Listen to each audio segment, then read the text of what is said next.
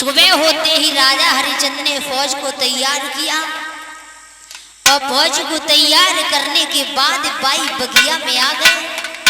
चारों तरफ से फौज को लगा दिया और एक बात कही सुनिए, चारों तरफ लग जाओ और सुपर किसी की तरफ होके निकल ना जाए। यदि किसी की तरफ होके सुपर निकल गया तो मैं उसे फांसी लगवा दूंगा।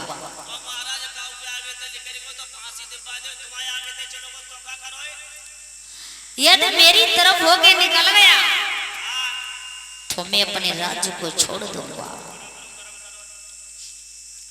जब ये बात सुनी है राजा हरिश्चंद्र की तो विश्वामित्र बहुत मगन होने लगे और कहने लगे ये तो बहुत अच्छा होगा, मैं तो बस यही चाहता था कि कब इसका राज्य छूटे, क्यों दूसरे को फांसी लगवाऊं। अगर किसी की जंगों के बीच में होकर निकल जाऊंगा तो बहुत अच्छा रहेगा।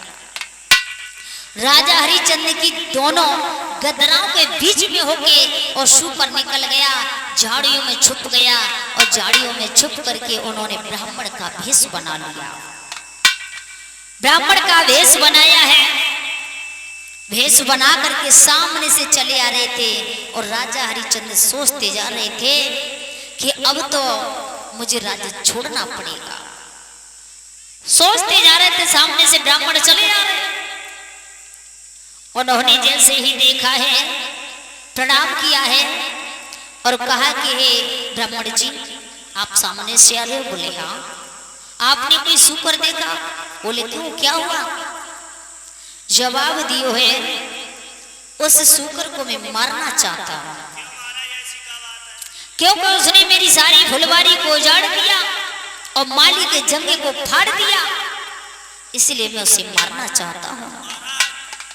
जिस जीव को परमपिता परमेश्वर का अधिकार है, लेकिन उसका अधिकार आप लोगे।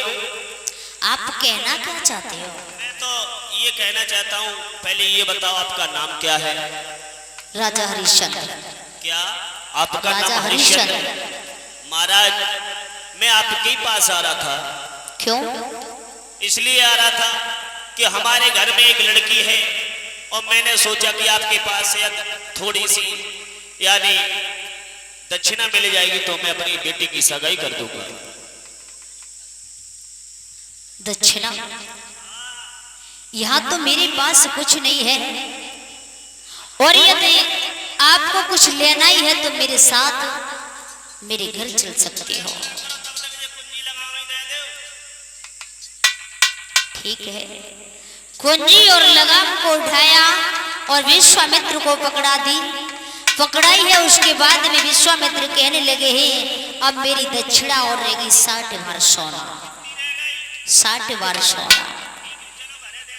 घरे बुलाए गिलाए, आसन पर बिठा दिया और 60 बार सोना के लिए जैसे ही कहा है, उसी समय उन्होंने क्या किया कि मंत्री को इशारा दिया कि जाओ उस कमरे में से निकाल करके और सोना 60 बार इन महात्मा जी को दे दो। चाबी तो दे दो। चाबी मांगी, कुंजी और लगाम तो मैं पहले ही दे चुका हूं, मेरे पास तो नहीं है।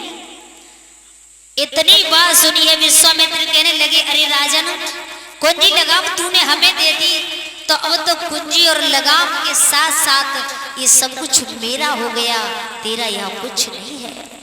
किस पे हुक्म चला रहा है? ये मंत्री मेरे हो गए, ये घर मेरा हो गया, राज्य मेरा हो गया।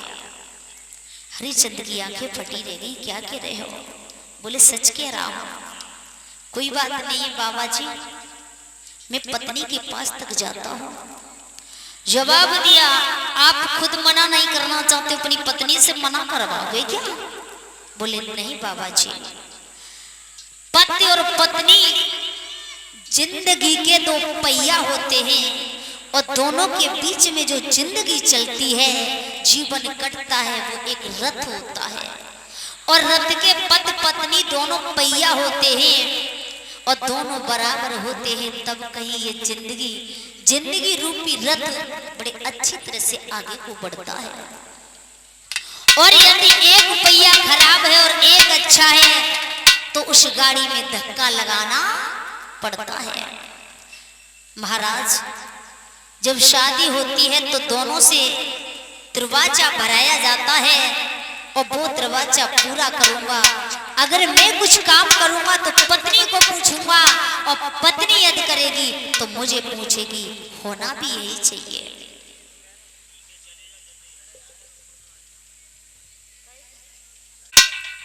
जवाब दियो है कि मैं अपनी पत्नी के पास जा रहा हूं, लेकिन बहुत जल्दी लौट करके आऊंगा।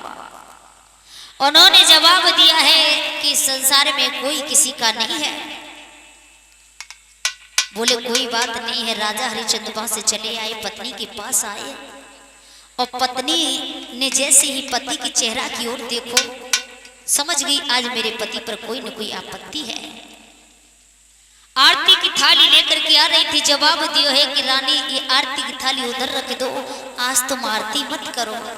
क्यों ना, तो क्या हो गया? आप जब आते तो एकदम मुस्कुराते हुए आते, लेकिन आज तुम्हें क्या हो गया?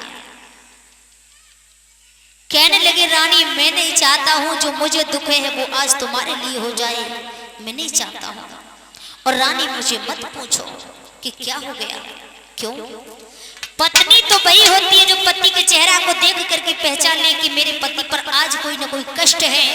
पत्नी वो होती है जो पति के दुख और सुख में साथ दे। पत्नी वो नहीं होती कि सुख में साथ और दुख में मारे लात। वो पत्नी नहीं होती है। नार तो वही नार नीचे को नवाए चले, आठों पैर पति की बजावे तावेदारी को।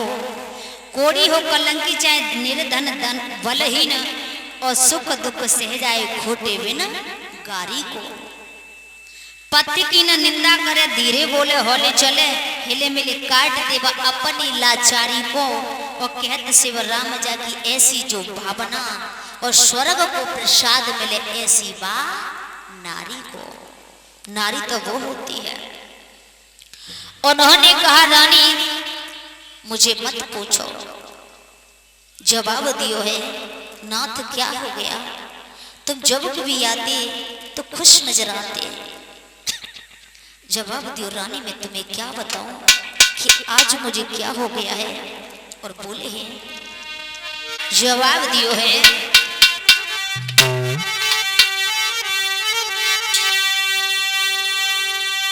आरे एक संत द्वारा गए आई,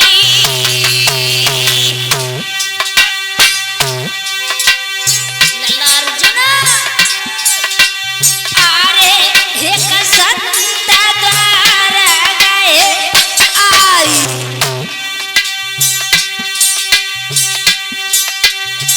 और सकल पुकारो है मैंने जाई।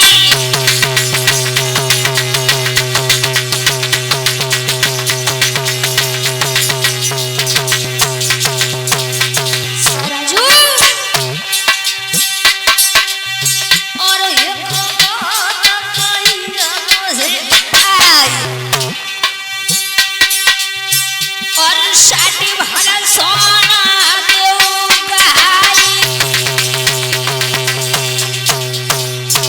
जैसे ही जवाब दियो है कि रानी एक संत जी द्वारे पर आए हैं और उन्होंने 60 बार सोना मांगा है।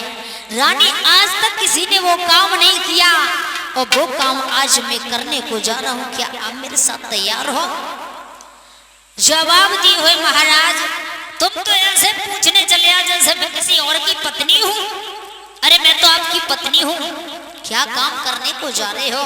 मैं तुम्हारा साथ देने को तैयार हूं। और तुम बात कर रहे हो बेचने की, तो बेचने की तो छोड़ो नाथ, इस शरीर के टुकड़े टुकड़े कर डालो तब भी मैं मना नहीं करूंगी। जवाब दियो है संत जी से कह दो हम बिकने को तैयार हैं। बातें चल रही थी तब तक रोहतास आ गए और रोहतास ने जब ये बात सुनी पिताजी मैं भी तैयार हूं। तीनों प्राणी ने भेष बदल लिया। फटी सी लंगोटी बेटा पहन के जाने लगा, फटी सी चूंदर ओढ़ करके रानी तारा चलने लगी है। और हरिश्चंद्र भी फटे से कपड़े पहनकर चलते हैं। जैसे ही चले हैं तीनों प्राणी ब्राह्मण के साथ, उसी समय सब अयोध्यावासी आ गए और रोने लगे और कहने लगे, महाराज आप कहाँ जा रहे हो? हमें यदि छोड़ करके जाओगे तो इस अयोध्या में हम कैसे रहेंगे? दासी कहने लगी, मैं कैसे जीवन व्यतीत करूंगी? जवाब दियो है, अब तक इस राज्य के मालिक हम थे, अब इस राज्य के मालिक ये संत जी हैं। और आप चिंता न करना, जैसे मैं आज दान के पीछे बिकने को जा रहा हूं, उसी तरह से आप हिम्मत मत हारना। जो भी बात कहनी हो इन संत जी से कहना। और संत जी से एक बात कही है कि आप तो एक साधु संत हैं, राज्य कैसे चलता है आप क्या जाने, इसलिए आपसे मेरी एक अर्जी है। और बोले हैं,